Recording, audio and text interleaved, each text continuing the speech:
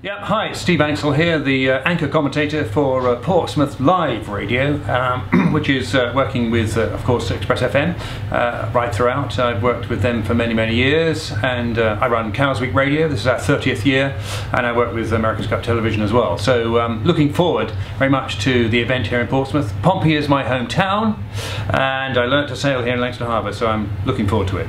Let's start with what the race courses will be. It's going to be off of Southsea Common here, as you well know, out into the Solent. These boats can sail in very light winds, 3 or 4 knots. They can sail in 25 knots. Obviously at 25 knots of breeze they're going to go very fast and quite exciting to watch. In terms of the race course itself and how they develop points, this is not like the America's Cup for real. It's fleet racing, so it's all the boats on the race course, and first over the line gets the most points or the best score. Actually in sailing it's reversed, so the first boat gets the least number of points and the boat that finishes last gets the most number of points, so it's the least point that wins. The race course itself is quite complicated because these boats are flying machines. They're not like a normal yacht at all. They come in at speed up on the foils and they start in the middle of the race course. The race course itself is like a rectangle, and they have an upwind mark which is at the top, and then a bottom mark which is at the bottom of where the wind's coming from. Then they have a start gate in the middle, and they come reaching into the start gate.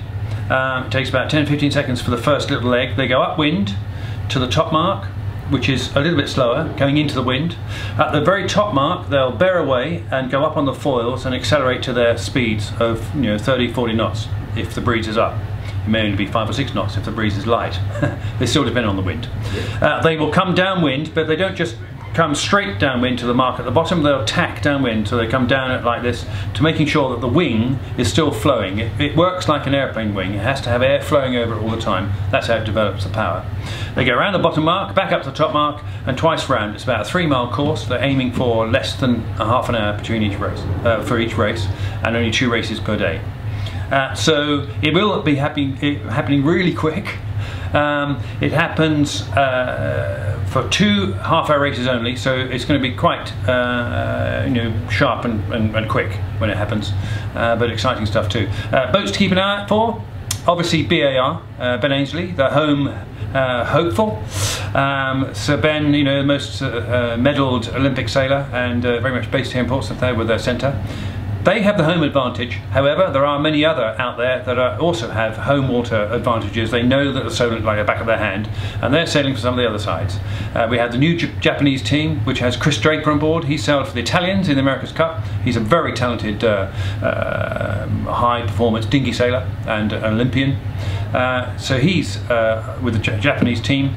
We also have, of course, Ian Percy, who's with Artemis. Ian Percy from Winchester, again a silver and gold medalist from the Olympics, and he is the boss of Artemis, the Swedish entry. So if you wanted a boat to choose to cheer, obviously BAR, Team Ben Ainslie Racing, but also spare a thought for Artemis and also for Japan.